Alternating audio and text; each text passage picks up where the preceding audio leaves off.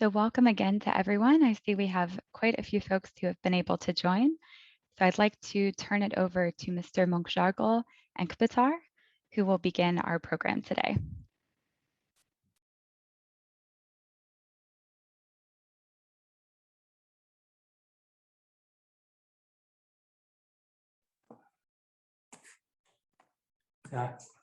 Цагаан орс учраас маск авчи. Тэгээд за өнөөдрийн арга хэмжээнд хүрэлцэн ирсэн мөн цахимаар оролцож байгаа та бүхэндээ өдрийн мэндийг хүргэе. За манай байгууллага болон энэ Монгол Улсын хувьд болохоор ер нь 2015 оноос эрдэс баялагын ил тод байдлын тухай хууль яригдаад 16 оноос одоо 20 онд хүрэх газрын зураг гээд эрдэс баялаг ил тод байдлын санаачлагын хүрээнд бид нар төрийн нийгмийнхаа хүрээнд 20 онд ямар үр дүн хүрэх байсан гэдгээ бид нар 15 16 он тодорхойлоод 20 он хүртэл бид нар үйл ажиллагаагаа явуулсан. Тэгээ энэний үр дүнд болохоор та бүгд мэдж байгаа 20 оноос бол эхлээд бол аж ахуйн нэгжүүд бол өөрсдийнхөө одоо эзэмшигчийн мэдээллийг бол улсын бүртгэлийн газар мэдэгдэж байгаа. Тэгээд мэдээж альва одоо эзэмшилтэд өөрчлөлт орох юм бол 6 сарын дотор бас энэ холбогдохтой улсын бүртгэлийн газар юм уу тийм бүртгэгдэх тийм үүрэгтэй байгаа.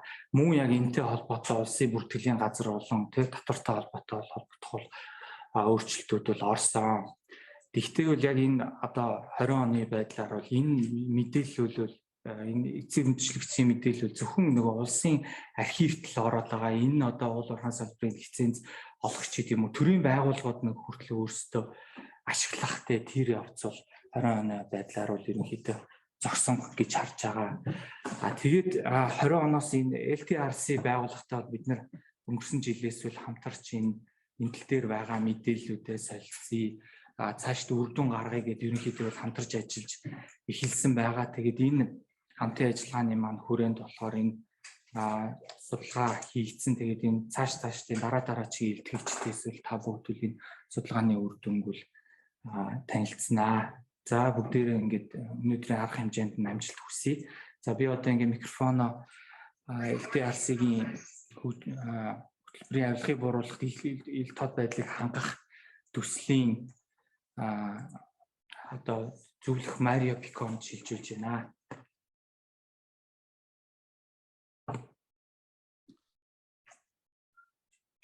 Good afternoon. Can you hear me well?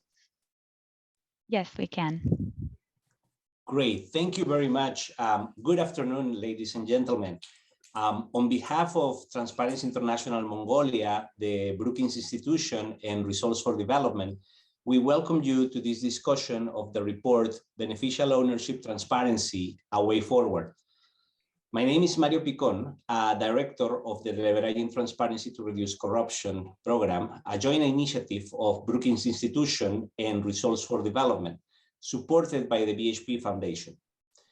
For those in the room or connected that do not know us, we are an action research program promoting knowledge brokerage in support of public policy, civil society, and private sector action towards good governance in the extractive sector.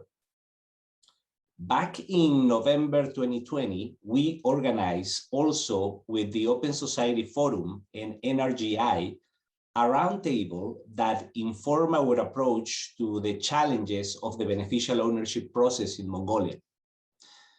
On top of the conversations generated then and hopefully the actions linked to that discussion, the roundtable solidified a focus on ways to secure a supportive ecosystem so the beneficial ownership registry can produce the results expected from it. We look at beneficial ownership as a process that needs to consider the gaps, opportunities, and challenges in 4 areas: the relevant legislation and regulation, including legislation beyond the specific scope of beneficial ownership; the supply side, meaning the conditions, tools, or synergies with other data sources that will not only enhance the registry, but also generate more meaningful information; the demand side, building capacity in key actors and enhancing the usability and the translation of the data; and effective accountability, what actually happens when a problem or conflict of interest is identified and how this is communicated to build trust. In this system, most of you, if not all, are engaged in one or more of these different stages. What we aim at over time is to be a knowledge partner that supports with research, building capacity, and promoting learning processes. We maintain in Mongolia regular conversations with the co-organizers, as well as other efforts such as the new Opening Extractives initiative of EITI and Open Ownership, or the From Disclosure to Development program of IFC. This report is the first we produce for Mongolia, and it focuses on the first stage, legislation regulation. Our colleagues propose in it a set of 10 recommendations and actions, and we're looking forward to discuss what will be needed and from whom in order to move forward with many of those.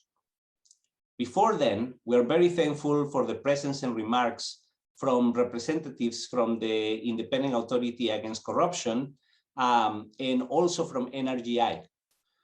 Their intervention will set up the discussion for the report by summarizing the current state of beneficial ownership and anti-corruption efforts in Mongolia and the recent mining sector risk assessment, respectively. With that, I leave you with our colleague of Transparency International and moderator tonight, Mr. Munjargal Engbakhtar. Thank you very much.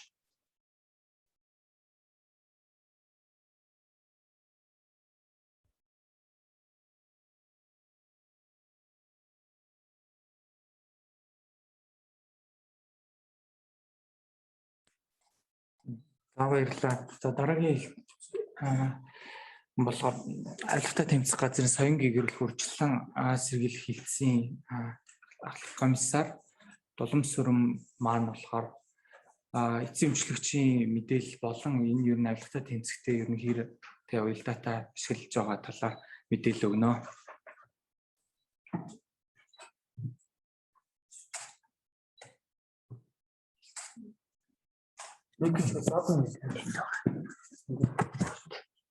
Чөлөөтэй сонсгож байна.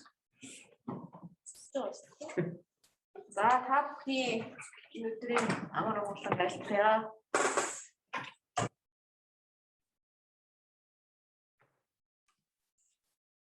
Алхтаа тэмцэх газраас авилгыг үүсгдэг, авилгын одоо хөрс суурь болж байгаа шалтгаан нөхцөлийг арилгах чиглэлээр судалгаа явуулах, дүр шинжилгээ хийх, за эдгээр хүчин зүйлсийг нөлөөллийг бууруулах, арилгах гэх мэт олон талтай ажлыг зохион байгуулдаг. За энэ эдгээр ажлуудыг тэмээ одоо их зүүн хэм хэмжээний хүрээнд төрийн байгууллагын уялдаа холбоог хангаж за хувийн хвшлийг олцсон эрдний ялтыг бий болгох зэрэг олон одоо арга хэлбэрийг бас хамруулж байгаа. За ийм ч учраас Монгол Улсын их хурлаас 2016 онд алхтаа тэмцэх үндэсний хөтөлбөрийг баталсан.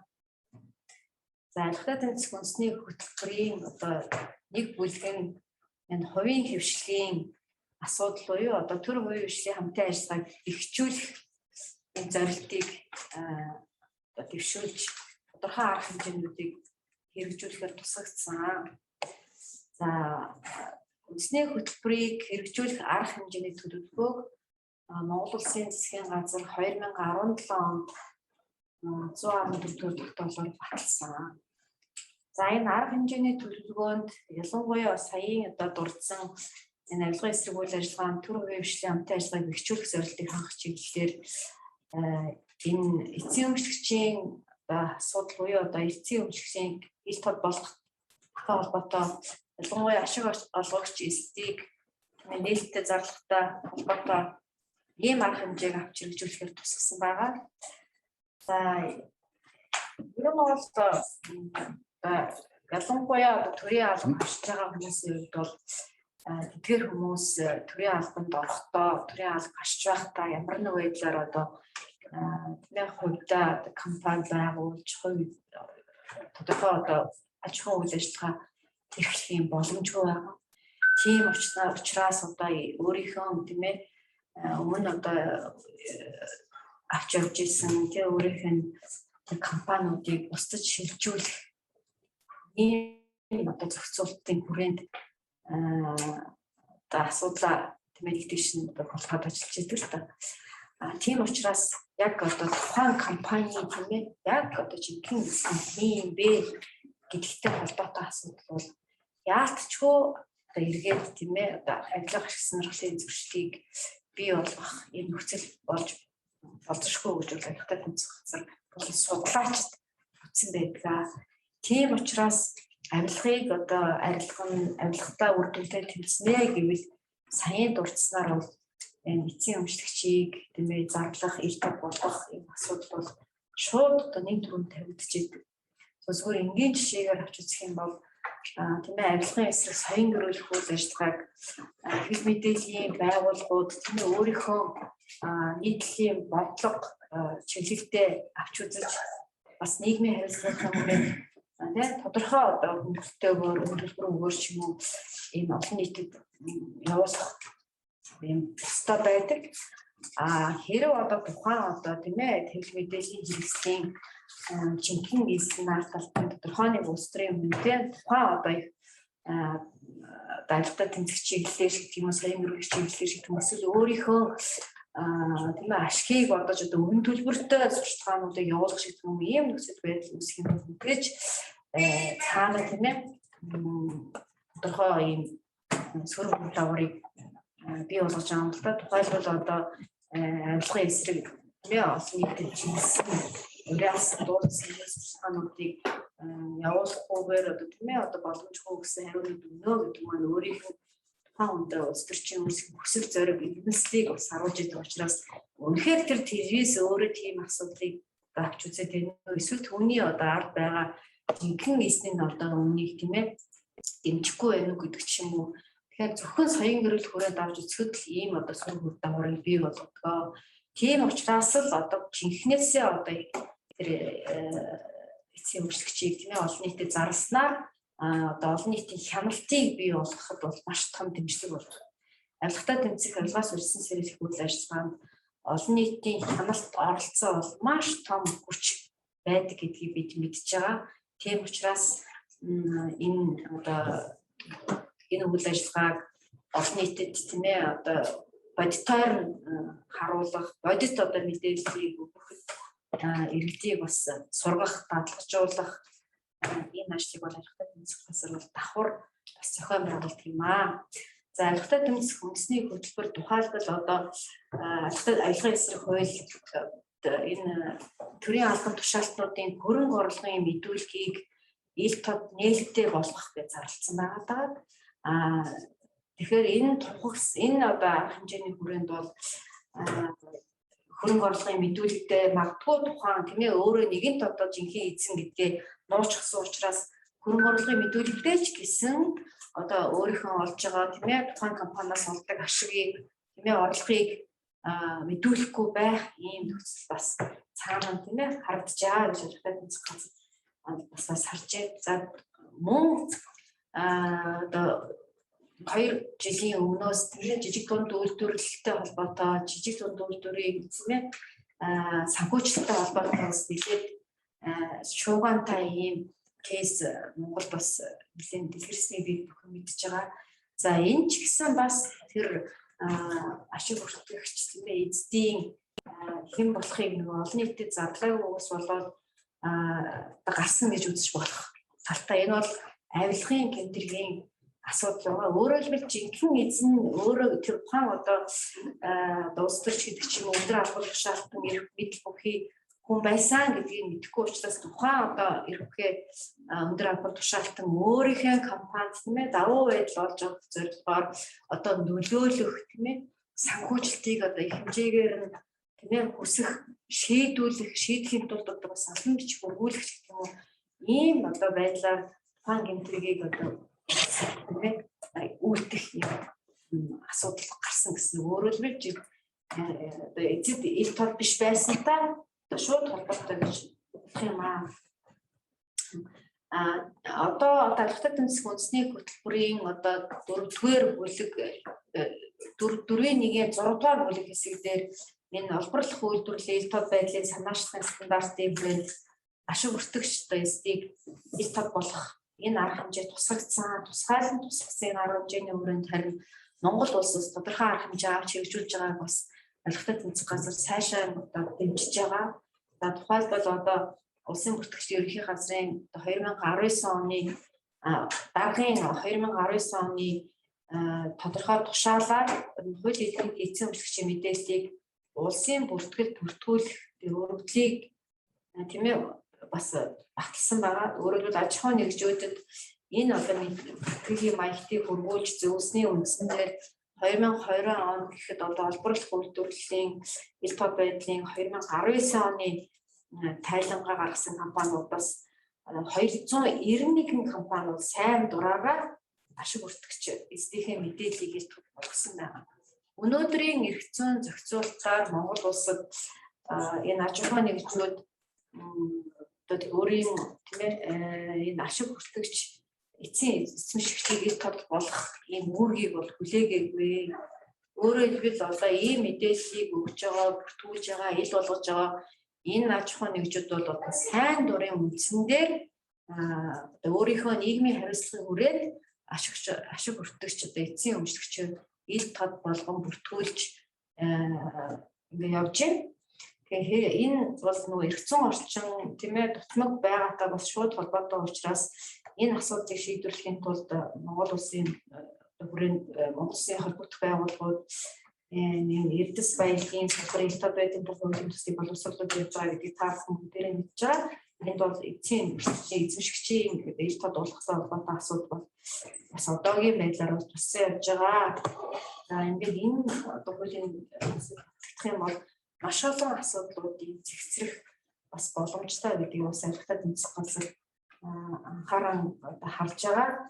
За мөн одоо эрдэс баялагын салбарт тийм үйл ажиллагаа явуулж байгаа аж ахуйн нэгж байгууллагуудын эцсийн эзэмшигч хамаар бүхий компани ил болгохоор ингээд бас зөвхөн хуулийн төс гэлтгүү өөр бусад тийм ээ байдлаар одоо боломжтой одоо хэлбэрээр хэрэг хуулийн төс батлахгүй ч гэсэн одоо журмын төвшин ч юм уу юм зохицуулах боломж байгаа гэж албатай тэмцэх газар харж Монгол улсын засгийн газар зөвлөмж хөрвүүлсэн байгаа. За Монгол улсын засгийн газар хөрвүүлсэн зөвлөмжтэр бол энэ ашигт малтмал газрын тус байгалийн хий цэцэр гэдэгт ашигт малтмалын хайгуул ашиглалтын тусгай зөвшөөрөл шинээр олгох буцаа сунгах ийм шийдвэр гаргахад эцсийн өмчлөгчийн мэдээллийг авахын зохицуултыг бий болгох шаардлагатай байна. Одоогийн байдлаар бол одоо энэ ашигт малтмалын тусгай зөвшөөрлөөс өргөдөлт авсаргаж байгаа энэ маягтын түвшинд мэдээллийг бол олон нийт авч байгаа. Энэ нь бол одоо бүрэн хэмжээний мэдээлэл болж чадахгүй юм учир дутагдaltaй байна гэдгийг зөвлөж ажиллаж байгаа. гэдгийг бас юм шийдвэрлэе. Тэгэхээр бол энэ олборлох үйлдвэрлэлийн ил тод байдлын санаачлах түүний ажлын албатай албатай тэмцэх газар бас байнгын хамтран ажиллагаатай нэгт уялдаатай ажиллаж байдаг. Энэ хүрээнд одоо ажлын хэсгийн тийм ээ явуулж байгаа бүхэл үйл ажиллагааны албатай тэмцэх газар дэмжин ажиллагаа гэдэг бас хэлмээр. Тэгэхээр энэ бүхий салбарт одоо эцсийн өмчлөгчийг бүртгэх ил тод болох асуудал дээр албатай тэмцэх газар энэ талаар ажиллаж байгаа байгууллагуудаа түншлэх, хамтран ажиллах, дэмжих ийм бүрэн боломжтой гэдэг хэлье. Эцэстээ эцсийн өмчлөгч тийм ээ аж ахуйн нэгж байгууллагуудын ашигыг хүртэж байгаа эцсийн өмчлөгчид ил тод болно гэдэг маань ямар нэг байдлаар тийм ээ хардлага сэрлэг гарахгүй одоо тийм ээ ямар нэг байдлаар төрийн албан хаагчдад ч юм уу шийдвэр гаргах ч юм уу нэгнээс нөлөөлөх ийм бүх боломжуудыг хааж улмаар одоо авилгыг тасган засаа ажиллах за авилгыг үүсгэж байгаа шалтгаан нөхцөлийг ажиллахад чухал төвшөөрөг болдог гэдгийг бас тэмдэглээ хэлнээр байна. Ингээд товчхондоо энэ мэдээлэл өгөөд баярлалаа. За дулаан сарын дараатай баярлалаа. За та бүгд мэдээж асуух асуулт бол байгаа. Тэгээд энэ илтгэлүүдийн маань дараа нараас бол асуулт хариулах ярилцлагын цаг байгаа. Тэгээд хэрвээ та бүгд бас энэ чатаар бас асуултуудаа сонирхсан асуултуудаа тэмдэглээд үлдээч юм манай хүмүүсээс тэмдэглэж аваад бас сүүлд нь бас хариулах боломжтой байгаа. За одоо хөтөлбөрийн дагуу байгалийн баялагын цэцэрлэгийн хөрвүүлэнгээс хийсэн уул уурхайн салбарын авилгын эрсдлийн судалгаа үнэлгээний таймыг судлаач Боргил маань танилцуулнаа.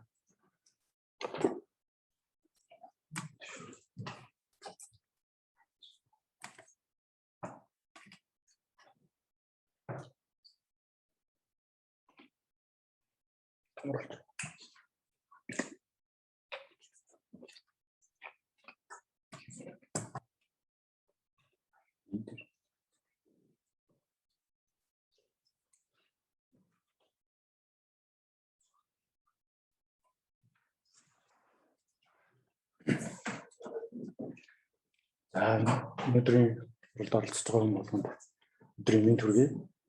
За манай байгууллагаас байгалийн баялагын засаглалын хөрвүүлгээс боловсруулсан энэ урлаг салбарт авилгыг онцлох гэдэг тусгай амьдлага онцлох тийм түүл аргачлал боловсруулсан. Тэр аргачлалын дагуу манай багийн судалгааны ажлыг хийсэн байнамаа. Тэгээд олборлох салбарт авилгыг бид нэр одоо онцлохдоо 6 төрлийн 6 үе шаттайгаар онцлогооны үйл ажиллагааг явуулахаар анхлан тооцсон байгаа. Тэгээд нэгдүгээр бол энэ салбар сонгох зорилгоо тодорхойлох гэдэг. Энэ дээрээс бид нэр ажлын олон талтай ажлын хэсгийн уулзалтаар бид энэ дээрээс нефтийн салбар одоо нефт байгалийн салбар руу уул уурхай гэдэг дээрээс бид нэр уул уурхай гэдэг сонголтыг хийсэн. За энэ дээрээс бид нэр 2 3 дугаарх үе шат буюу тэр анхны үнэлгээгээ хийгээд энэ дээрээс аль салбарт нь илүү их авилга үүсэж байна вэ гэдэг. Үндсэндээ 7 төрлийн 7 салбарыг бид нэр 7 үе чиглэлээр уур уурхайн салбарт судалгаа хийгээд эндээсээ бид нэр тэр олон талтай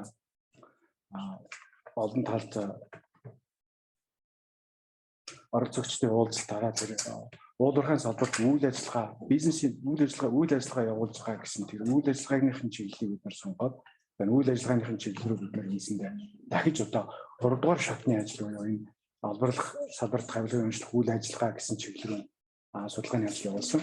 Тэгээд судалгааны ажил дээрээс бид нар үндсэндээ ямар чиглэл баримтсан бэ гэдэг. Тэгэхээр үндсэндээ энэ нэлийн наривчсан судалгаа авилга өөрөө илүү даалд явагддаг, нарийн явагддаг учраас ямар нэгэн тодорхой тийм баримтын зүйл байхгүй.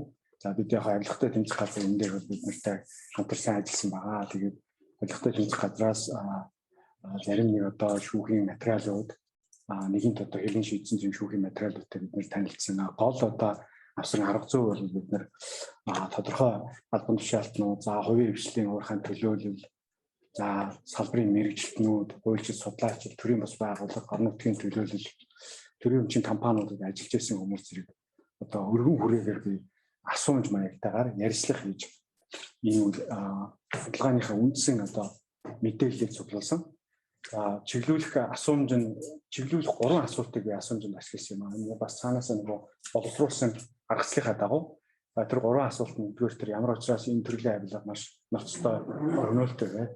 Хоёрт нь тэр авилга гарах шалтгаан эрс хүчин зүйлүүд нь юу ах вэ? Гуравт нь авилгаас сэргийлэх болон эрс хүчин зүйлүүдийг бууруулах ямар арга хэмжээ авах хэрэгтэй вэ гэсэн 3 чиглүүлэх асуултын дагуу асуумж ярилцлага хийж авсан байгаа. Тэгээд эндээс бид нэр олборлох салбарт ажиллаж байгаа аж ахуйн нэгжүүдийн үйл ажиллагааны хүрээ гэсэн энд хамаарах нийтдээ анхлан бол 10 гаруй төрлийн авилга байна гэж үзсэн.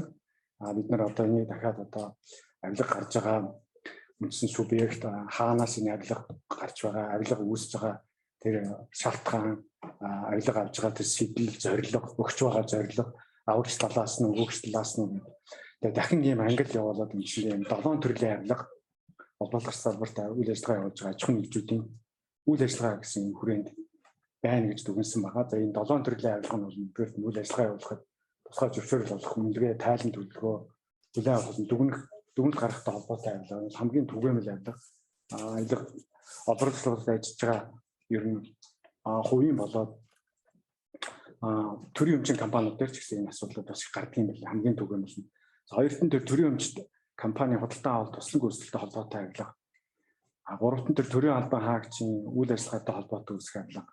Дөрөвт нь тэр татвар төлбөрөөс сухтах үүргээ биелүүлэхээс зайлсхийтэй холбоотой авилга.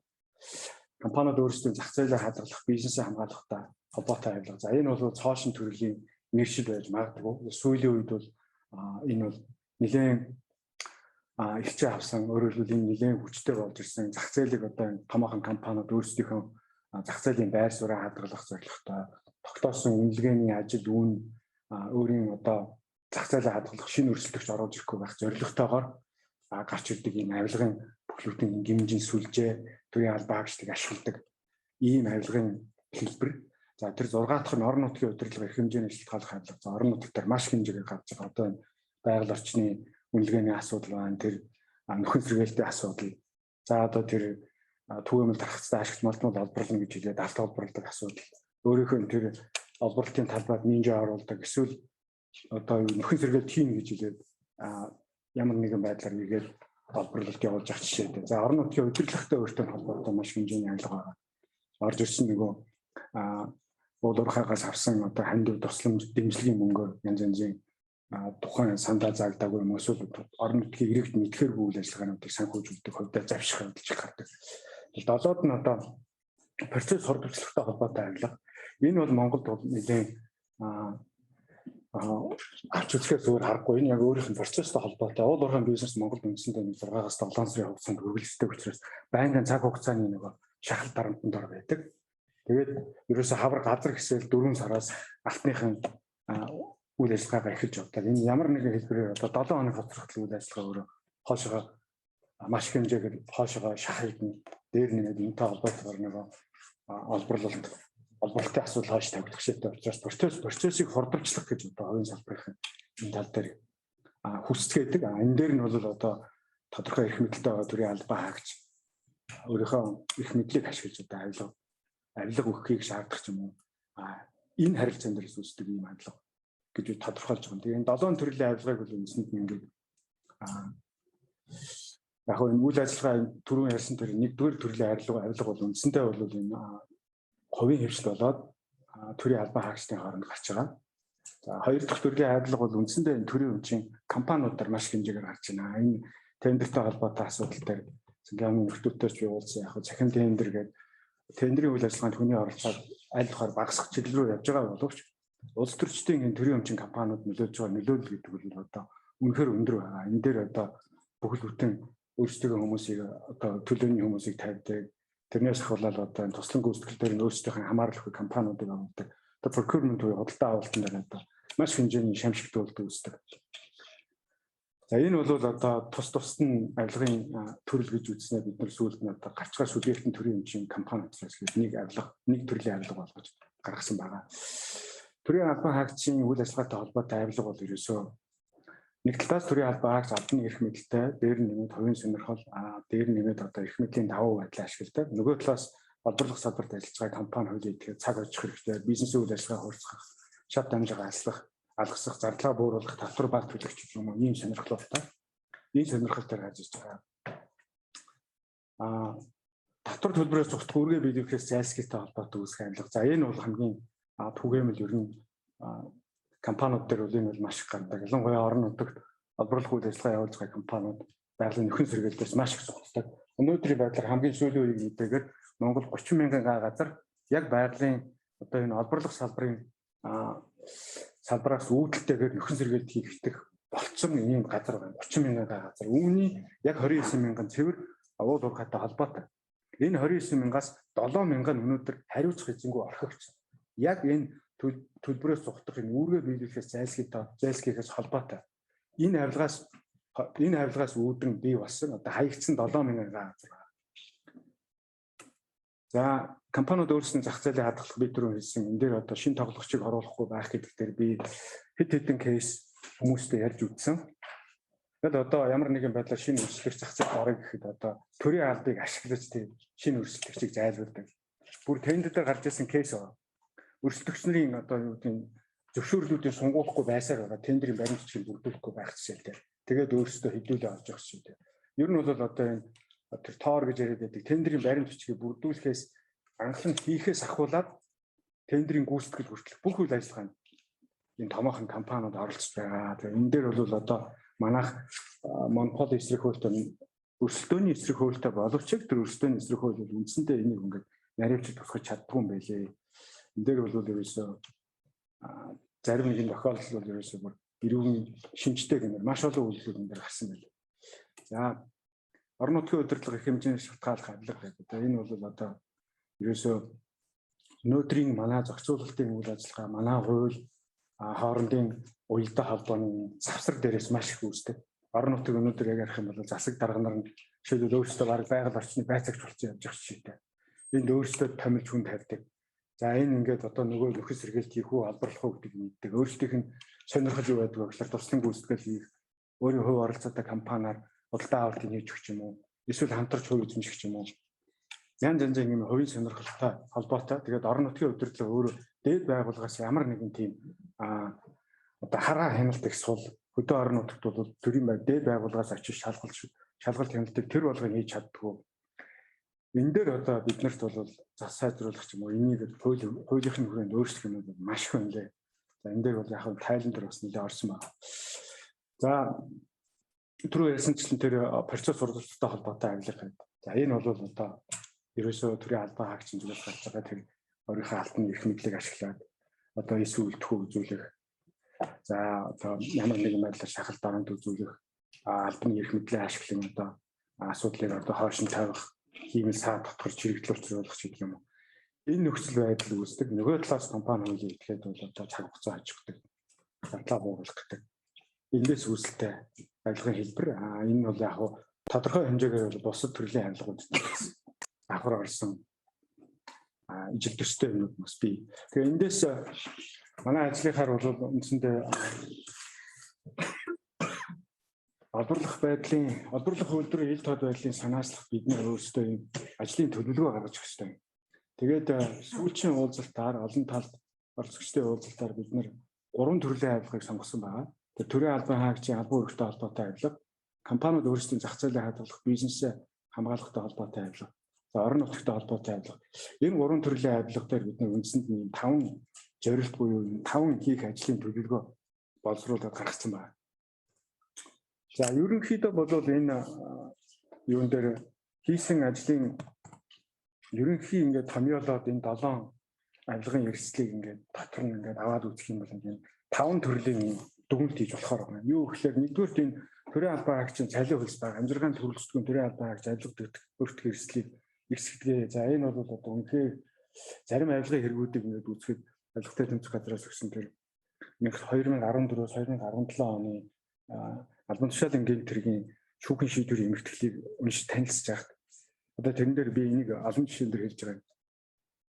Жишээлбэл одоо нэг хоньны голооз мах нэг хоолнд орсон 500 мянган төгрөг авсан. Ингээ 2 жилийн ял. Цэцэрлэг хүүхд оруулж өгч байгаа юм уу тийм ээ? Цэцэрлэгт одоо хүүхд гэнэ цэцэрлэгийн эрхлэгчээр нэг хүнийг томилгож байгаа жишээ. Тэгээ ингээ харахад бол нэг ийм төрлийн. Гэтэл нөгөө талдаа одоо тэрбум хохирооцсон хүмүүс мөнгө тэрнтэй адилхан ингээд 2 жилийн ял авч байгаа. Бас энэ ялын бодлого тал руугаа энэ харагдаж байгаа. За миний хэлэх гээд байгаа жишээ юу вэ гэхээр бид нар ер нь энэ төрийн албан хаагчийн цалин хөлс гэдгийг ямар нэгэн байдлаар одоо бодит цалин одоо нэрлсэн цалин гэж яриад байгаа тийм ээ. Худалдаа авах чадварынх нь энэ чадварыг бид нар одоо системтэйгээр эдийн том бодлого гаргаж энэ цалин хөлсний бодлоготой өөрчлөлт хийхгүй бол энэ ерөөсөө авилга авч байгаа гол шалтгаан эдийн засгийн талаас энэ гэж үзэж байна. За хоёрт нь тэр хувийн хвшил компани хуулийн этгээдэд авилга өгөх замаар татвар төлбөрийг баг төлөх, хууль эрх зүйн бус дүүргээс зайлсхийх, ашгаа нэмэгдүүлэх, зардлаа бууруулах, процессыг хурдвчлах, хууль бус үйлдэл нуун дарагдуулах өндөр сонирхолтой. За энэ бол бас нэг шалтгаан. Олборлох үйл ажиллагааны бүх үе шатны төрөөс хууль журмын дагуу үзүүлэх үйлчлэгээ шийдвэр хийгдэх ажлууд нь хүний оролцоо ихтэй хийгддэг. Одоо энэ 3 шалтгаан. Тэгээ энэ бол одоо хаасаг гарч байна. Жишээлхэд одоо тэзүү батлуулахад 12 гар үсэгт амждаг. Нэг тэзүү 12 гар үсэгтэй. За энэ дээр одоо энэ маш жижиг юм одоо юу гэхэнд энэ хорлонтой гэмээр юм журмууд байдаг. За жишээлбэл ухаандаа хүний нэр заагаад гар үсгэж дурна гэдэг анхлан сайдын тушаалч юм одоо нэг албан тушаалтанд шийдвэр гаргацдаг. Тэгээ нөгөө хүн амраа авчдаг. За нөгөө тэзүү батлагдах хэрэгтэй болдог. Одоо яах вэ? Гэх мэтлээ ингээд хүнд харагдахгүй мөртлөө нэг юм бүр ингээд цаанаасаа ингээд одоо бид нар ингээд ямар учраас тэгж хүний нэр зааж жишээл гар үсэг цуглуулж байгаа юм байна. Гэх мэтлээ хүний оролцоо ихтэй. Тендер дээр бол яг сангийн амны нөхцөл нэлээд сайн юм хийгээд байгаа юм байна. Тендер чек government тендерийн үйл ажиллагаа хайлтгаар хүний оролцоо багасгах гэж оролдож байгаа. Бид бол энэ өгж байгаа зөвлөмж дээр хүний оролцоо багасгах чиглэлээр захимжуулах, тийм ээ, бүх процессыг одоо ил болгох гэх юм. Энийг бол энэ зөвлөмж бол нэлээд орсон байна. За тэр дөрөвт нь бол одоо тэр саяны миний хэлсэн тэр 3 дахь шалтгаан дээр хүний оролцоотой хийгддэг учраас эрх мэдэл бүхий төрийн албан хаагч хясан боогдуулах, дарамтлах, сүрдүүлэх, эсвэлтгүү үзүүлэх, зориуд чирэгдэл үүсгэх зэргээр тухайн компани хуулийн этгээд авилга өгөхөөсөөр харахгүй байдалд оруулах боломж эрх мэдэлтэй. Тэр дөрөвдүгээр шалтгаан бол тэр олборлох салбарт мөрдөж байгаа хууль эрх зүйн баримтч журмууд нь салбарын хөгжлөөс хоцрогдсон. Зохицуултын чадамж бол хоёрдмол утгатай, ойлгомжгүй, мөн их процесс цаасан хэлбэрээр явагддаг.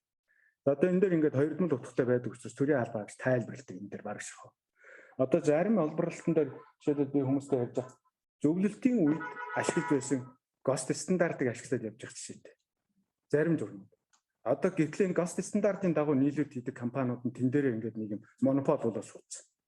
Нөгөө шинэ одоо стандартаар тэр стандартын дагуу ханган нийлүүлэлт хийж байгаа компаниуд тэр үйл ажиллагаа явуулах гэж байгаа юм тэрэнд орж чадахгүй байх жишээ. Энэ журам өөрчлөлт одоо би бол энийг тийм хүнд зүйл биш л гэж харж байгаа. За тавд нь тэр төрийн өмчийн компаниудад худалдаа авалт туслан гүйцэтгэх гэрээгээр дамжуулан орлого олох сонирхолтой улс төрд нөлөө өгөх этгээдүүдийн томилгоо хийгдэг. Мөн улс төрийн шийдвэрээс бол бизнесийн зарчмаар үйл ажиллагаа нь явагддаг. Улс төрчдийн орлогыг үүсгэх болдог. Төөкүүдэд байгаа ерөөсөн нийтлэг шинж. За 6-т нь тэр одоо хамгийн нийтлэг энэ дээр одоо хууль хяналтын байгууллагын хүмүүс ярьж байгаа, хуульчид ярьж байгаа. Авилгын гэмтрэгт оногдуулах ял шийтгэл дэндүү хөнгөн байна. Одоогийн шүүгчсэн тогтолцоо, шүүх засаглалын тогтолцоо гэмт этгээдүүд ял авчих болцоо гэдэг. Түрүүний одоо ял авчих этгээдүүд ингээд нэг 2 жил болоод гарчдаг.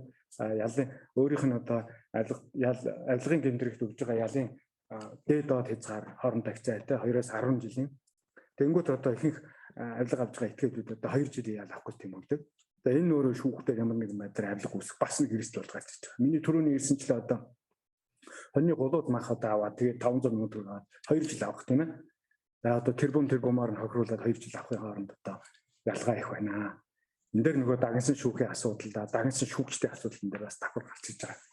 За манай ажлын хүрээнд бол яг олборлох үйлдвэрлэлийн тоодын санаачлах бидний ажлын төлөвөө гаргаж өгсөн. Гэхдээ энэ дээр нэмээд бид нэр авилгатай тэмцэх газарт ингээд зөвлөмж байдалтай зөвлөмж гаргаж өгч байгаа.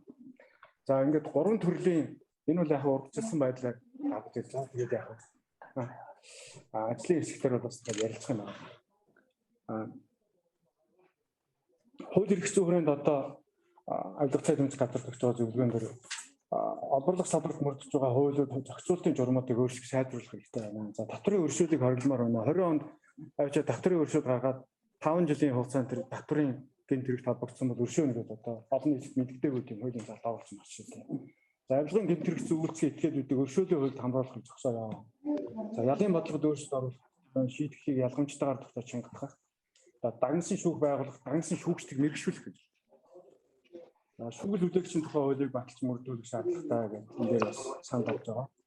Хоёрын гэрүүл чиглэлээр хийх ажлууд нь тренинг модуль хийх хэрэгтэй. За тренинг модуль буюу одоо энийг бол нэг өргөн хүрээгээр зөвлөмжүүд бол орж байгаа. Тэгээд төрийн албан хаагчид төөкийн төрийн өмчийн компаниуд ажиллагчдын нэг тогтмол өгдөг байна.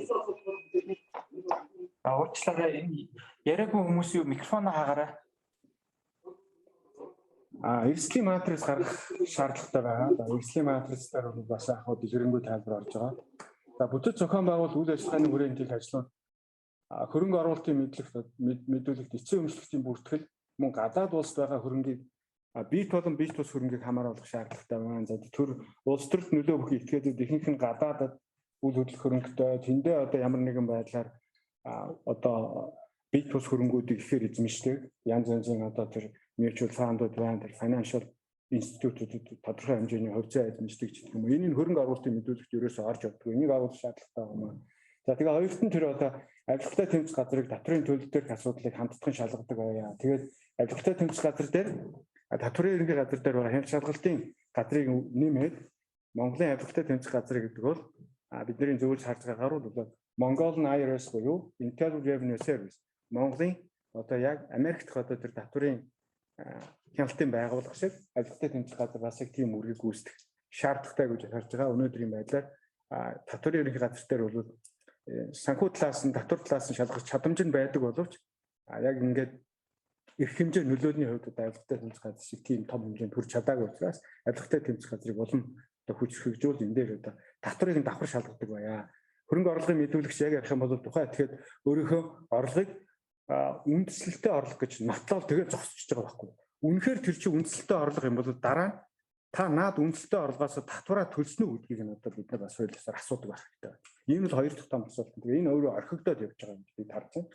За тэр хувийн орлогын татврын тайлан бүгэлдэг болох гэдэг энэ бол бүхэл бүтэн ийм том сэдв болж яригдах байхаа. Тэгээ энэ дээр бас ийм санд орж байгаа. Товчхондоо ийм байна гэдэг хугацаа бага байсан учраас жоохон товчиж байна.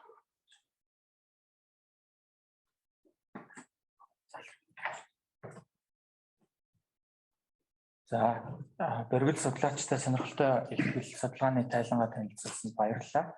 За хөтөлбөрийн дагуу одоо авилгыг бууруулахад ил тод байдлыг хангах буюу LTRC төслийн шинээр гаргасан Монгол улс дахь эцсийн өмчлөгчийн нөхцөл байдал цаашдын чиглэл тайлангийнхаа танилцуулгыг хийнө хэмээн Michael Barron таныг урьж байна. Thank you very much, and hello everybody, and thank you for joining this webinar. My name is Michael Barron. I'm one of the co-authors of the report. I'd just like to start by thanking LTRC and particularly Results for Development and Brookings Institute for commissioning this research. The actual research was carried out in April and May this year by a team that consisted of both international experts such as myself and also Mongolian experts. The team consisted of not just myself, but my colleague Tim Law, who will speak in a moment, also Bat Sugar, who I think is with you in the room and will also present some of our findings. As well as that, there were 3 other consultants on the team, Jake Hartnett, Amar Adia, and Ariuna, who is also on the call today. A copy of the report has been put in the chat, and this presentation really is just a very high-level summary of that report, and we'd be happy to take questions and discuss aspects later in the Q&A session. Could I have the next slide, please? So the objective of our research in this report, it was to make clear recommendations on actions that Mongolia can take to enhance the collection, storage, verification, and public disclosure of beneficial information. And as you will see, some of our recommendations apply to the government, some of them apply to civil society organizations, and some of them apply to other agencies. And we, next slide, please. In order to deliver that objective, the scope of this research was focused on Mongolia's mining sector, which reflects obviously the importance of the sector for the Mongolian economy. But also we had a remit to consider the wider implications for the Mongolian economy of beneficial ownership. The Mongolian, the mining sector in Mongolia does not act in isolation. There's a large supply chain. It's a very important part of the economy. And so, and our experience from looking at beneficial ownership issues in other jurisdictions shows that it is important to consider it across the whole economy in order to have a real impact on addressing issues like corruption, tax evasion, but also to more positively to make the economy more generally more competitive, more open, higher degrees of integrity and trust. And that at the end of the day is what the benefits of having beneficial ownership information available. We also looked at the existing register of asset declarations of public officials, and particularly the interaction or potential interaction between that register and any register of beneficial owners. Next slide, please. In order to do this, there were 2 main pillars of our research. We, first of all, desk research. We reviewed a wide range of documents, relevant Mongolian laws, such as the tax law, banking law, Also draft legislation, including amendments to the Right to Information Act. We looked also at things like the actual form that companies and legal entities use to submit their beneficial ownership information to the registrar, the GASR, the General Authority for State Registration. We also looked at examples from other countries. We looked at documents, for example, what the ITI standard says, what FATF standard says, and as I say, examples of good practice in other countries. And when you have a chance to read the report in detail, there is a bibliography at the end of the report. We also conducted interviews with a range of stakeholders. Some of you in the room and on the call very kindly gave us your time and your insights, and those were very valuable. We talked to representatives of civil society, the private sector and government, and this was based on a structured questionnaire that we developed, and again, that forms an appendix to the report. Those interviews with stakeholders were conducted on a non-attributable basis, so nobody is directly quoted in the report. But again, in the appendices to the report, there is a list of the organizations who we interviewed.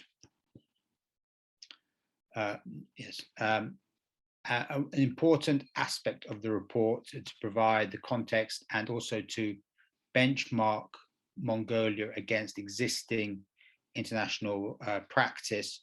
We looked at the kind of international architecture of beneficial ownership transparency. What are the international trends and international movements that are driving more transparency, more disclosure in beneficial ownership? So that included looking at organizations like FATF and its recommendations 24 and 25, which specifically apply to beneficial ownership, but then beneficial ownership of legal entities and of trusts and other legal arrangements. But noting that these FATF recommendations do not at the moment require public registers.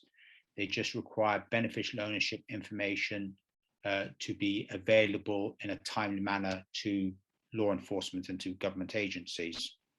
And FATF is not prescriptive about how that information is made available. A central register is one possible means. But obviously, Mongolia being an EITI implementing country and having a good record of trying to implement EITI requirement 2.5, which does call for public beneficial ownership information to be available on companies active in the extractive sector. So those companies that are applying for licenses or hold a license to explore or extract minerals and oil and gas. And we also looked at the EU's anti-money laundering directives, particularly Directive 4 and 5, which require for EU member states public registers in those member states of beneficial ownership information. And the 26 members of the EU are still in the process of implementing those directives. Some countries like Denmark do have public registers. Others are still implementing those requirements. And we also looked at a particular country case study, in this case, Ghana. This is a country where Tim and I have done a great deal of work supporting the company registrar in Ghana implement a public beneficial ownership register, which is up and running, and provide some lessons learned from Mongolia. Ghana is also an EITI implementing country and is also a country where mining is a major part of the economy. With those kind of opening comments to provide context, I'm going to hand over to my colleague, Batshuga, to take us through the next few slides and explain the kind of local context and the results of our stakeholder engagement.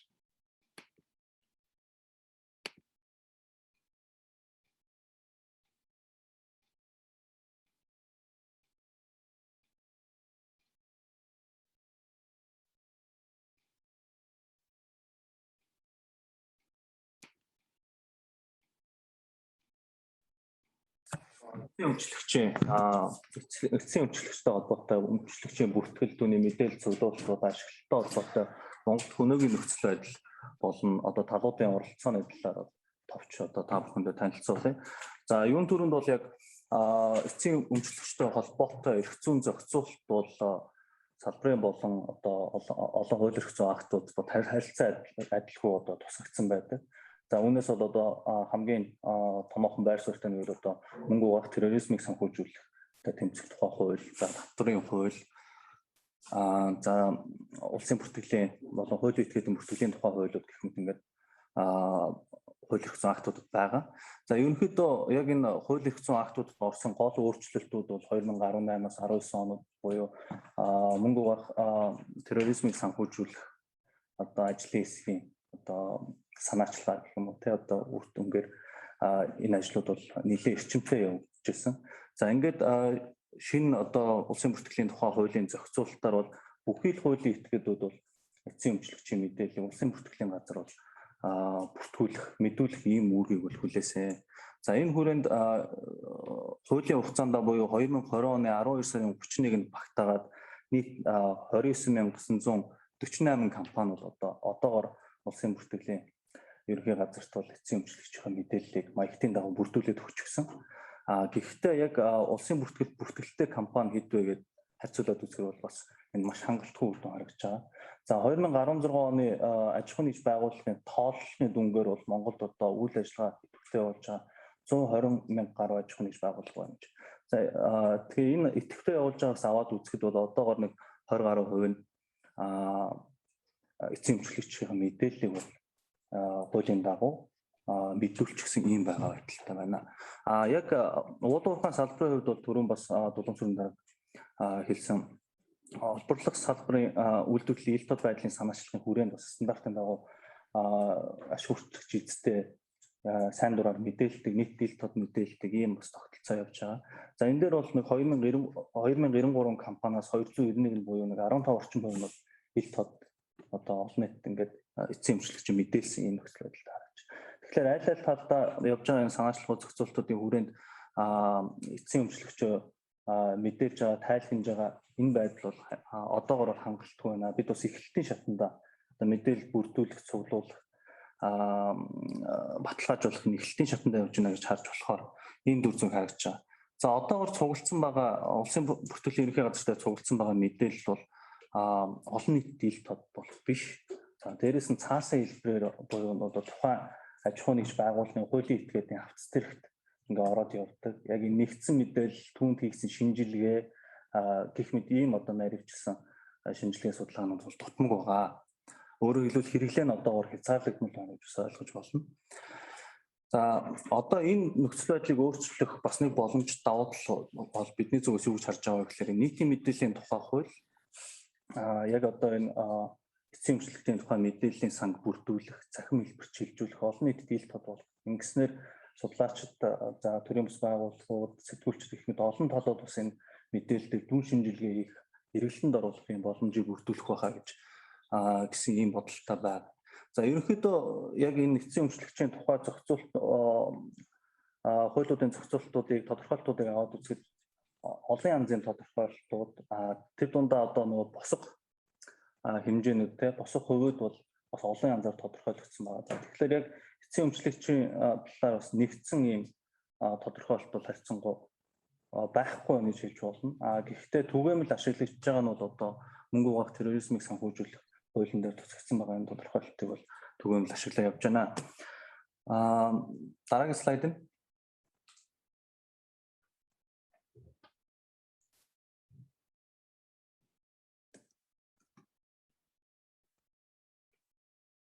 Next slide, please.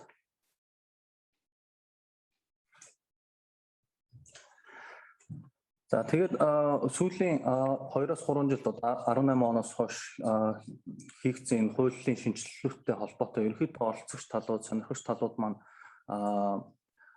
эцсийн өмчлөгчийн мэдээллийг тайлагнах энэ үүрэг хариуцлагын талаар бол харьцангуй бас юм өргөн үрийн ойлголттой болж эхэлж байна гэж ойлголт мэдлэг бол ер нь дээшилж байна гэж харж байгаа. Гэхдээ одоо сүүлийн 2 жилийн нөхцөл байдлаар аваад үзэхэд бол яг энэ олборлох салбарын ил тод байдал, за тэр дундаа энэ эцсийн өмчлөгчийн ил тод байдлын байдлыг нэмэгдүүлэх энэ эрх зүйн шинжилт буюу бодлогын үйл ажиллагааны эрч бол суларч байна гэж. Тухайн үед бол яг энэ сарлж жагсаалтаас гарах зорилготой нэлээд өргөн үрэлтийн ажлуудын хүрээнд энэ ажил бол нэлээд эрчтэй урагшилжсэн бол одоо бас харьцангуй удаашралтай юм нөхцөл байдал үүсэж байна. За жишээ нь одоо уулуурхай салбарын ил тод байдлын тухай хуулийн төсөл маань бол 2015 оноос хойш боловсруулагдаад явж байгаа. Одоо болтол өргөн баригдаагүй байх жишээ нэ тэ.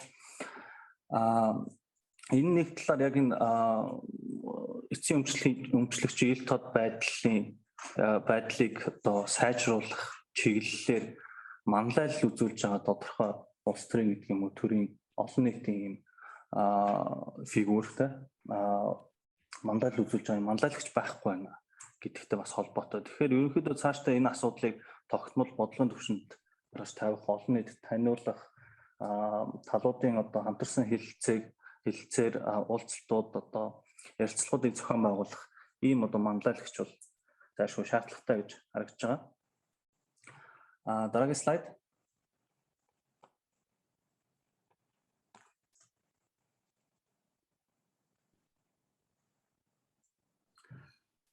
За тэгээ ерөнхийдөө уулуурхай салбар дахь ил тод байдал бол бусад салбаруудтай харьцуулахад ерөнхийдөө ил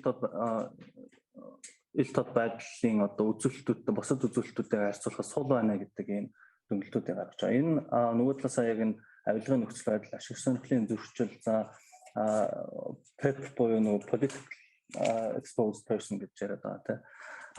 Тэдгээр хүмүүсийн бас одоо оролцоо, нөлөөлөл гэх мэт ийм юмтай холбоотой байж болзошгүй гэж үзэж байна.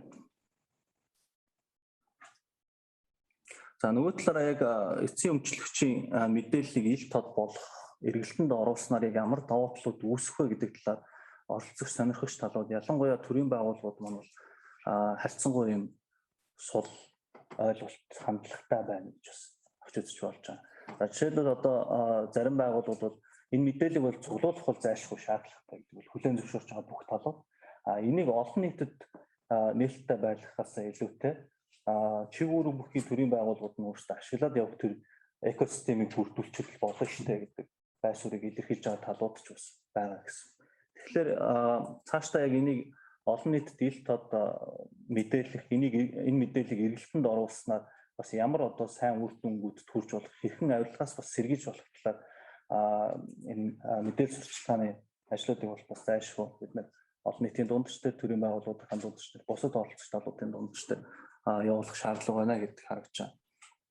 За хэдийгээр одоо яг боловсруулагдж байгаа хэд хэдэн одоо хуулийн шинжилтүүд, шинэ хуулийн төслүүд байгаа ч гэсэн эдгээр хуулиуд маань ойрын хугацаанд батлагдаж хүчин төгөлдөр болж мөрдөгдөн гэдэгт бол бас эргэлзээтэй байна.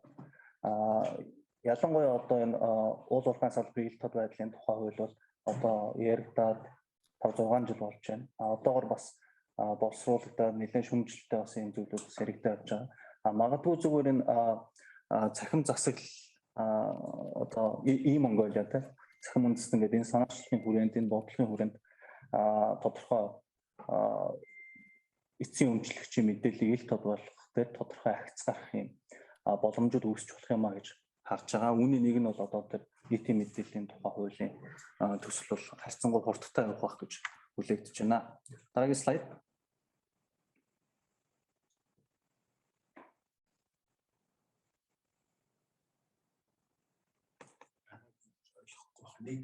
Next. Thanks. Тэгэхээр ерөнхийдөө яг энэ цахимжуулах ер нь бол одоо энэ төрийн байгууллагуудын хоорондын мэдээллийн солилцоо нэг үе бол харьцангуй сайжирсан. Тэгээ одоо нэг хурц систем гэх мэт одоо системүүдийг ашиглаад ингэ явж байгаа. Гэхдээ одоо эцсийн өмчлөгчтэй холбоотой мэдээллийн сан маань бол одоо цахим хэлбэрт ороогүй цаасан хэлбэрээр хавцс хэрэгтэй байж байгаа. Нөгөө талаараа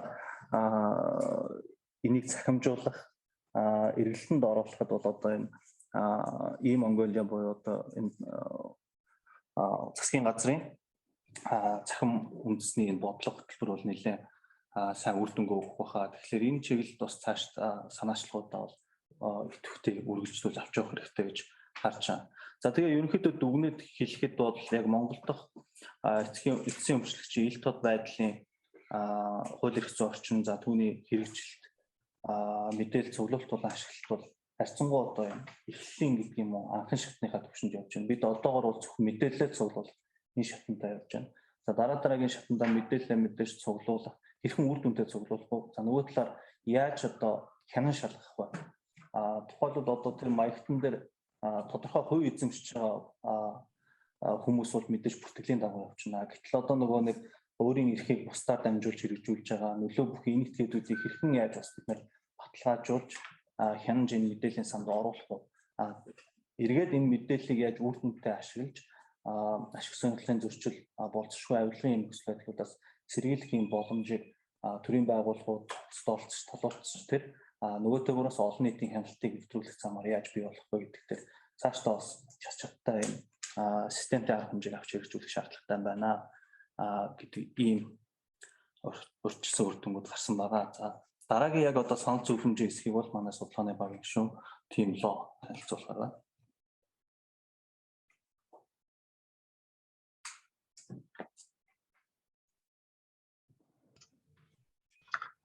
Thank you very much. I'm now going to move on to talk about our recommendations. But before I do that, the way we got to our recommendations was by looking at the gap between the current situation in Mongolia and international best practice. And we identified 10 key areas of gaps between the Mongolian situation at the moment and international best practice, and I'm going to run through those first. The first of those is around the definition of beneficial owner, and there are currently 3 separate definitions incorporated into different laws. Very clearly, international best practice would be to have a single definition of beneficial owner, which applies to all entities. And the way to achieve that is to either use one of the existing definitions or to legislate for a new definition of beneficial owner, which would then apply across all situations. The second gap that we identified is around the threshold for reporting of beneficial owners. And each of those existing definitions has a different threshold, 5% in the banking law, 33% in the anti-money laundering law, and 30% in the tax law. And then EITI uses a lower threshold of 5%. A common threshold across those different definitions of 25% or less would represent international best practice, and having a single set threshold for beneficial ownership across all those uses would not only simplify reporting of beneficial ownership, but also facilitate some of the collaboration between different agencies, which I'll come on to talk about in a couple of minutes. The next point is around information collection.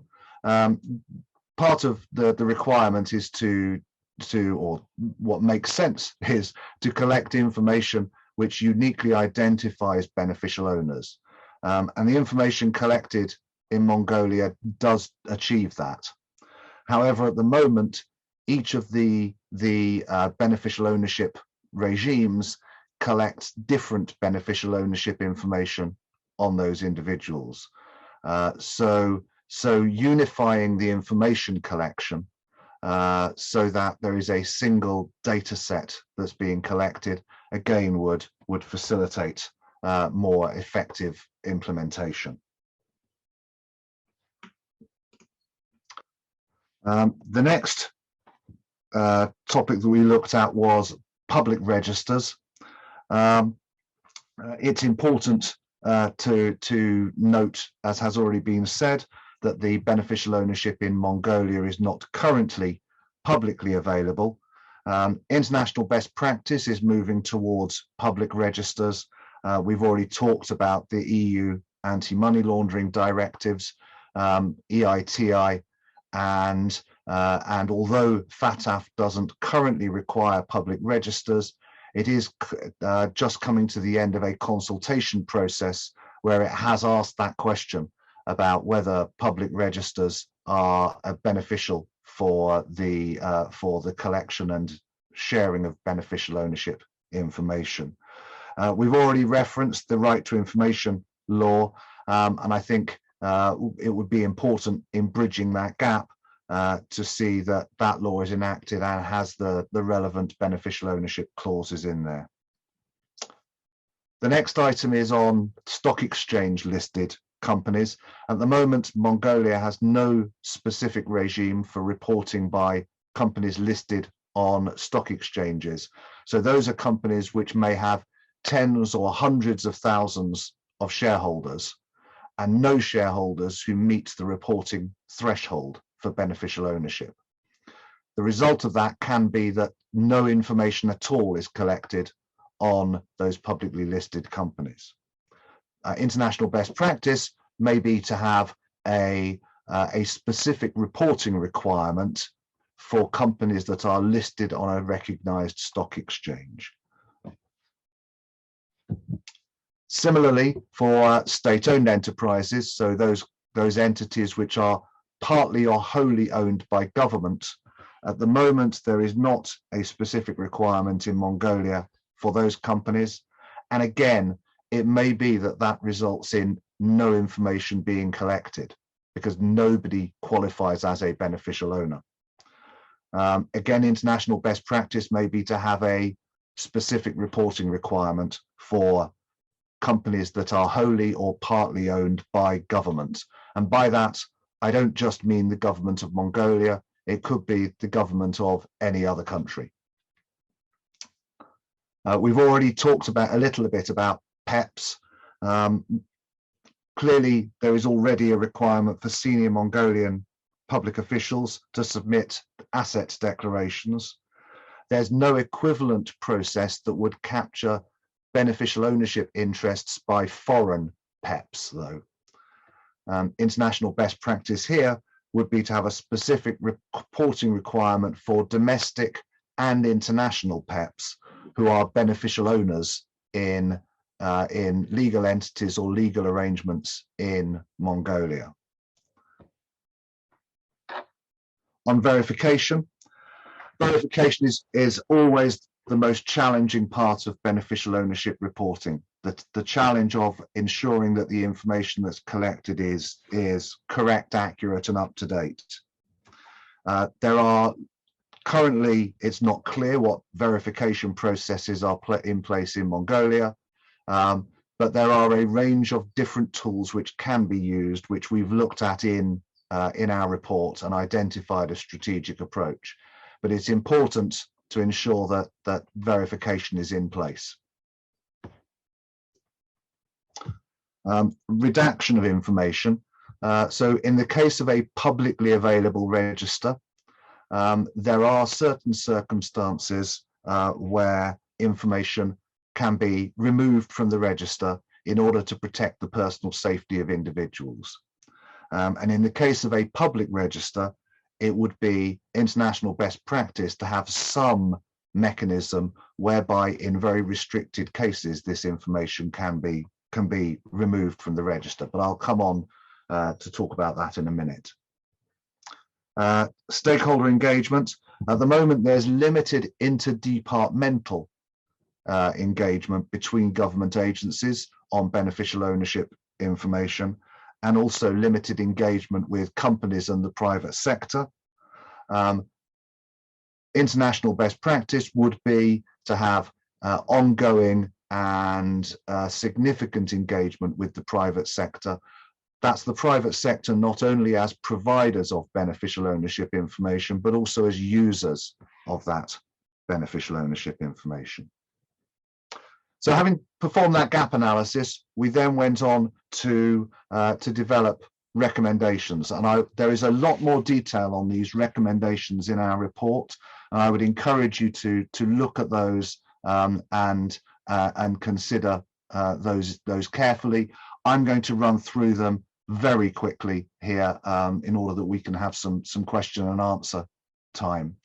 The first recommendation is that Mongolia should identify a beneficial ownership champion. By this we mean an individual who can drive forward beneficial ownership in Mongolia. Someone with sufficient stature and credibility that they can promote and advocate beneficial ownership within government and secure those resources, including parliamentary time, necessary to implement a beneficial ownership regime. Now, that person could come from government, a senior minister or former minister, or an experienced parliamentarian. They could be a civil society leader or a business leader. But the important thing is that they have that position that they can influence and advocate at the highest levels for beneficial ownership transparency. The second is securing technical assistance funding and support.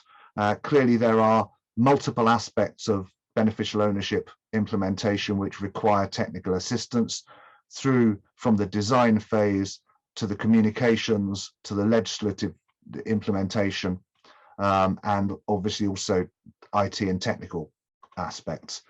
There are various different providers of technical assistance and funding, the development banks, for example, Asia Development Bank, EBRD, international organizations such as the EU, which supports countries in beneficial ownership implementation, as well as individual countries, some of which act as bilateral donors on these sorts of topics.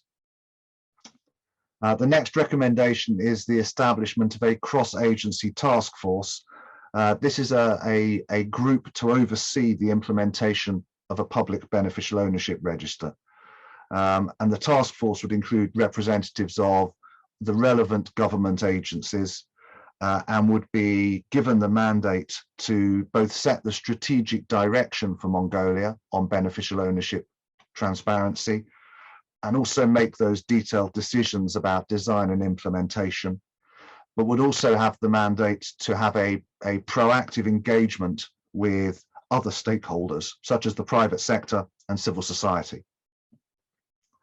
The next recommendation is directed towards civil society, which is to monitor and promote the right to information law, and particularly that law includes the relevant clauses on beneficial ownership in order to ensure that a mandatory reporting regime and a public reporting of beneficial ownership is the outcome. The fifth we've already really touched on, which is to adopt a default beneficial ownership definition. So that may well be the one included in the current AML law, or it may be a new definition. The next is specific measures for reporting requirements and redaction requests. We've touched on publicly listed companies and government-owned agencies. Redaction requests, this is a situation where disclosing the beneficial ownership of a company and the details of an individual beneficial owner would put that individual in a position where their personal safety is impacted. It's important to have that as a very narrowly drawn exemption, and it should only be in cases where it is specifically the information in the register that puts that person in a position where their safety is compromised, and that should be a real threat, that rather than just somebody perceiving that they may be concerned about the information. We talk about that more in the report. Coordination between registers. It's important to ensure there's a high level of interaction between the public officials asset declaration register and the beneficial ownership register. There's an obvious crossover between those, and it's an important part of any verification mechanism that those registers are connected and are verifying each other to provide support. It also allows then for the investigation of discrepancies between the registers. The next two items, 8 and 9, I'll take together. These are a strategic approach to verification. And that strategic approach to verification includes the beneficial ownership register, but also the public officials asset register. I'll refer you to the report. In there, we've looked at a detailed ideas of what a strategic approach to verification can look like and the elements of that verification. It's important to note there isn't just one tool to achieve verification. It's about a suite of tools and measures which improve the quality of data. And the final recommendation is a strategic communications campaign. And we've touched on this already, but it's important that messages about the importance of beneficial ownership information and the benefits of public access to that information are widely shared. The recipients of that communication campaign need to be companies who are providing beneficial ownership, but also are potential users of a public register. An example, in the UK, we have a freely available public register of beneficial owners, and the largest user group of that register is small businesses who use that register to understand who they're doing business with, who their suppliers are, who their customers are, and also who their competitors are. So it's important that there's a strategic communication campaign that focuses not only on compliance, but also the use case of beneficial ownership information. All of these recommendations are detailed in our report, and there's a lot more information than we have time to share on this presentation. But on that note, I will finish and hand back to the moderator to cover any questions we may have from the floor. Thank you very much.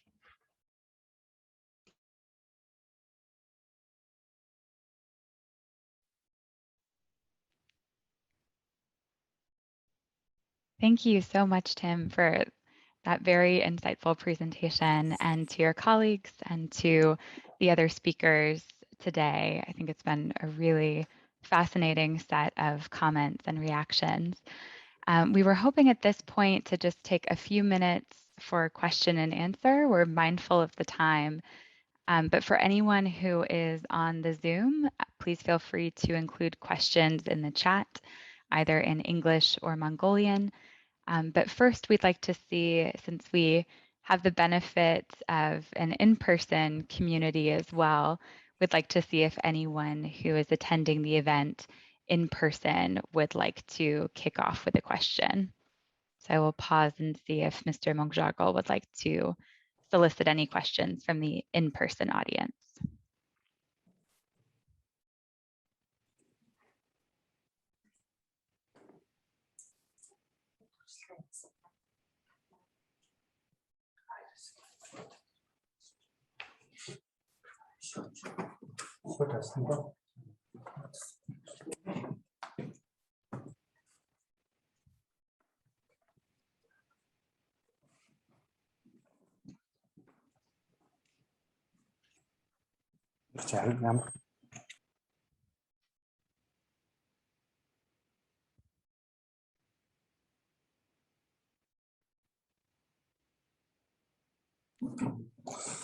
Майклаас нэг асуулт байна. Майкл Барнес нэг асуулт байна. Тэгээд ямар асуулт вэ гэхээр бид нар бол нэг авилгатай тэмцээн ажил үүргийн хуваар дээр татварыг ерөнхийд нэмье, татварын хэн шалгалтыг давхар нэмье гэж ярьж байгаа. Тэгээд энэтэй холбоотойгоор Майкл асууж байгаа асуулт гэхээр ямар туршлага байдаг вэ? Ингэж одоо нийлүүлсэн авилгатай тэмцээн газар дээр ингэж татварын хэн шалгалтыг нийлүүлсэн ямар туршлага байдаг вэ? Бид нар бол яг ингээ одоо харж байгаа үнцэг бол түрүүний ярьсан нэг Mongolian IRS одоо Монголын IRS маягийн IRS-чуд Америкийн татврын байгуулагчид яг ингэж харж байгаа. Тэгээ энэ дээр бид нарт хийх тийм туршлага байна уу зүгээр ч сонирхож асууж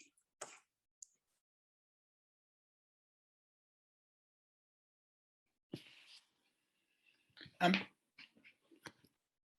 We didn't when we spoke to the IACC, we didn't speak to them specifically about tax evasion and tax investigations. Obviously, one of the uses the beneficial ownership information can be put to is to understand, who really benefits from a company, and therefore who is, in fact, liable for tax, and if there are examples, exploiting tax loopholes or aggressive tax planning or in tax evasion. As it's a question of tax, I'm actually going to ask also Tim if he has any comments, because he's actually the tax professional amongst us. Yeah, thank you, Michael. I thought that question might come in my direction. So my background is as a tax professional in industry before moving on to transparency and governance and beneficial ownership. I think actually what Michael said is right. Beneficial ownership transparency is not only a tool for tackling tax evasion and tax avoidance, for that matter, but it is part of what it can feed into. What's important is that beneficial ownership transparency is about looking all the way through the corporate structure back to the individuals who are at the very top. So to the extent that Mongolian companies may, for example, be owned through low tax jurisdictions, low transparency jurisdictions, or maybe we call them tax havens, then a beneficial ownership register will, in theory, look straight through that and see who the real owners and controlling parties are. Now, that may or may not help with understanding issues around profit shifting and tax evasion. It really depends on whether or not you are seeing what's happening between the beneficial owner and the reporting entity. So something we haven't specifically touched on in this report, but maybe included in any kind of future research, is that some jurisdictions require that there is disclosure of the structure between the reporting entity and the ultimate beneficial owner. So that would show what there is sitting in between. That then may uncover, for example, the use of offshore structures, which may or may not be there for purposes of tax avoidance or tax evasion. So there is a linkage with beneficial ownership. I think it's a tool which tax authorities can use, but as with any of these things, it is not the solution to everything. But it can help to identify red flags of tax malpractice or profit shifting. I hope that helps. Very happy to take that conversation offline and have further conversations should you wish. Thank you, Tim. Just to make one more point on this, is that obviously to be used effectively for tax evasion, tax investigations or anti-corruption investigations, etc., the information in a beneficial ownership register has to be reliable, and that is why verification is so important. So that's why they should, need to have this, as we said, strategic approach and really put a lot of effort into ensuring the information in a public register, or even the existing private register in Mongolia is reliable. On that note, I really apologize, but I'm going to have to leave. I have a prior commitment, which unfortunately means I have to dial off now.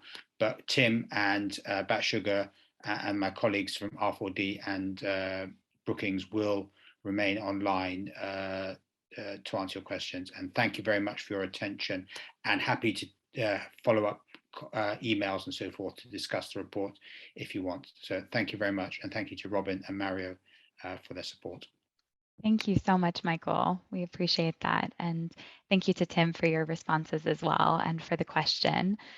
We are mindful of the time and that some people may need to head out soon, but perhaps we could see if there is one more question, we could consider that before moving to some closing remarks. And I see we have a hand raised from the Zoom. So yes, please. Сайн бацгаанд нөө бүгдээр өдрийн мэнд хүргэе.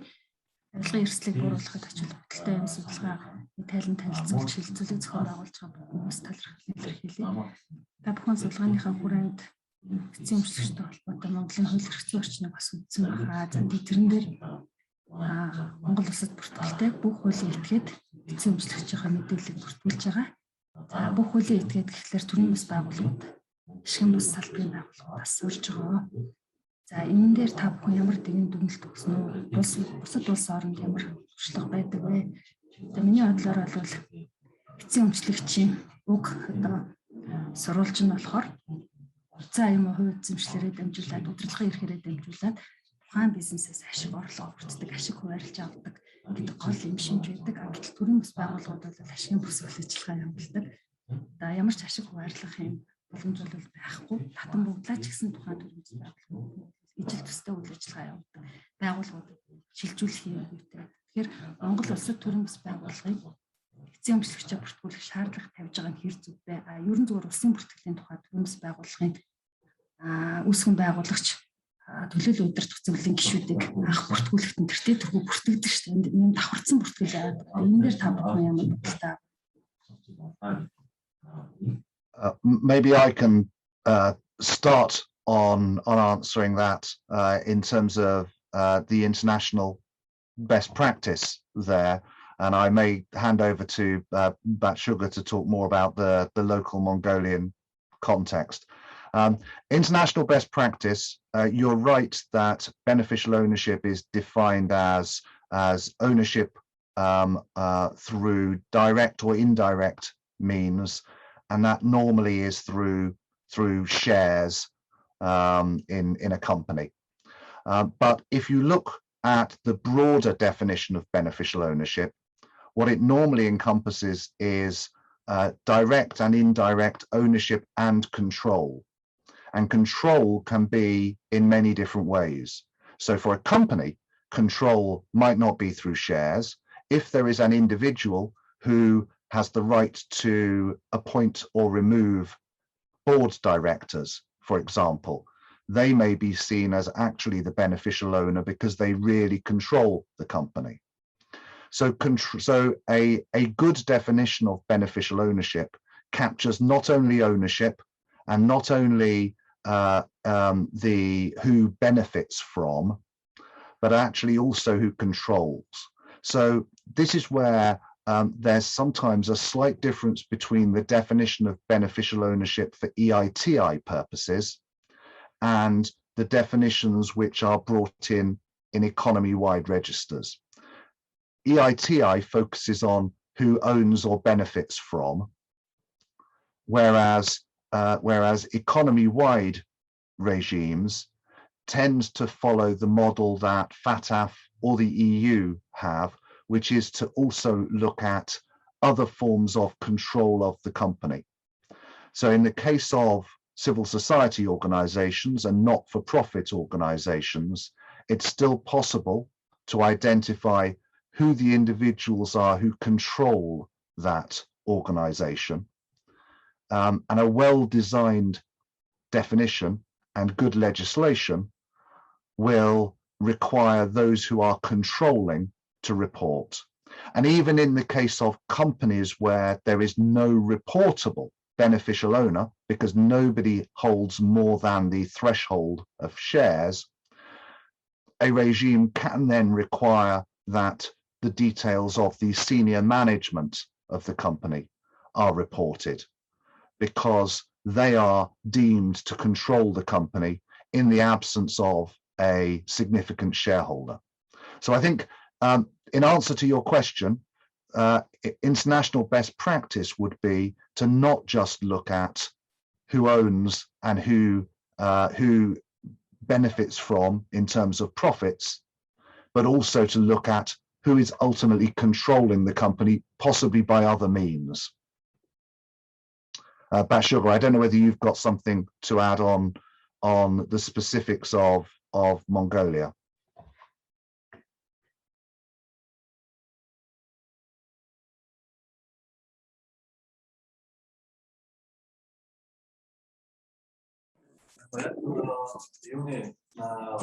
Ашигын бус хуулийн этгээдийн тухайд бол яг эцсийн өмчлөгч гэдэг тодорхойлт бол бас харьцангуй одоо маргаантай байгаа сэдв мөн үү те бид бас одоо юу ашигын төлөө бус хуулийн этгээдийн эрх зүйн шинжилгээтэй холбоотой судлаа шинжилгээний хүрээнд энэ асуудлуудыг бол манай иргэний нийгмийн байгууллагууд нэлээд идэвхтэй бас ярилцж байгаа.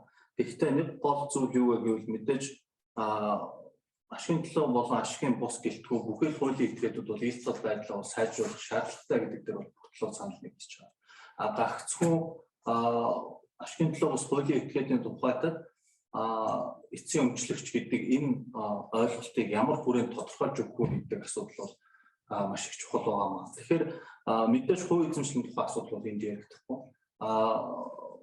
Юу үүсгэн байгуулагчдуудад зөвлөлийн гишүүд за гүйцэтгэх удирдлага гэх мэт хүмүүс бол шууд дефолтороо мэдээж мэдээлүүд нь бол одоогийн одоо мэдээллийн сан бол ороод ингээд явж байгаа. Гэхдээ үүн дээр нэмэгдээд нөгөө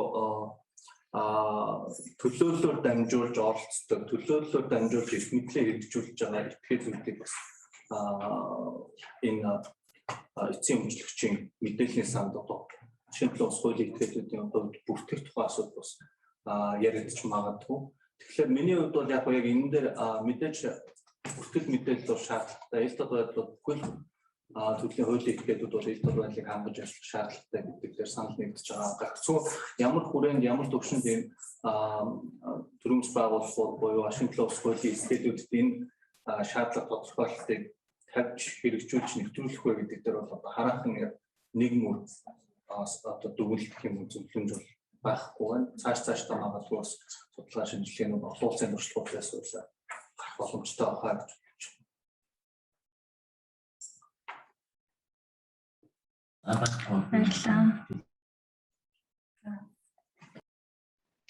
Thank you so much again for the question and for the thoughtful responses. And I think at this point, we will need to move to closing just to be respectful of everyone's time, but do want to be mindful that you can certainly follow up with the report co-authors and with any member of the LTRC team. So we have myself, Robin, and Mario, and our colleague Supriya, who are all happy to direct questions to the report co-authors and answer any questions about the program that you might have. So I will pause there and then turn it over once more to LTRC's director, Mario Picone, who will give a few closing remarks. Thank you, Robin. And I'll be very, very quick given the time too.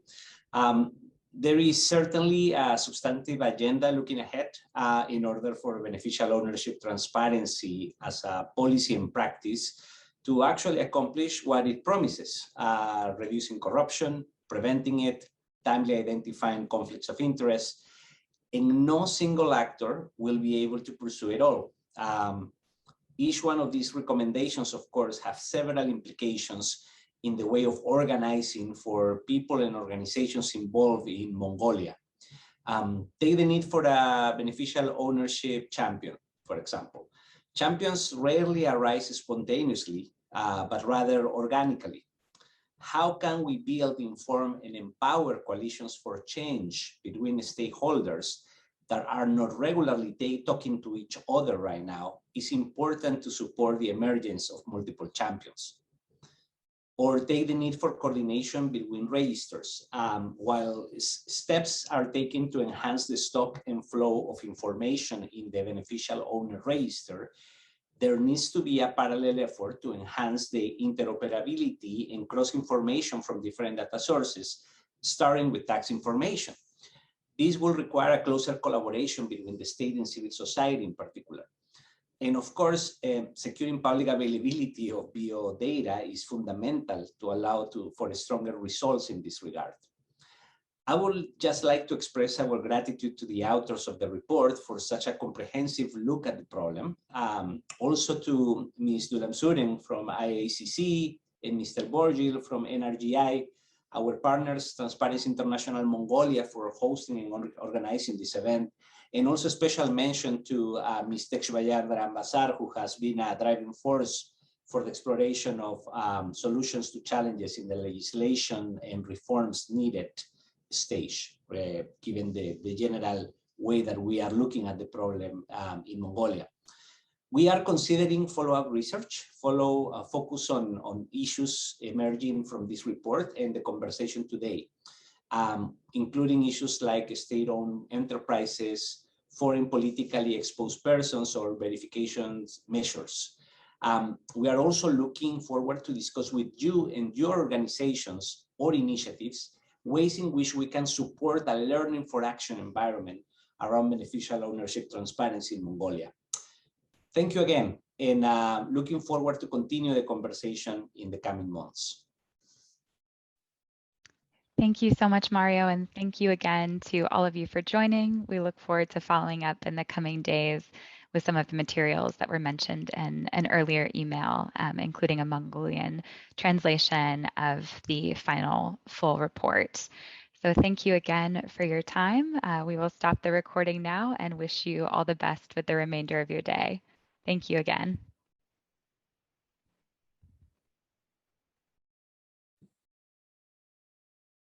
Thank you, Robin.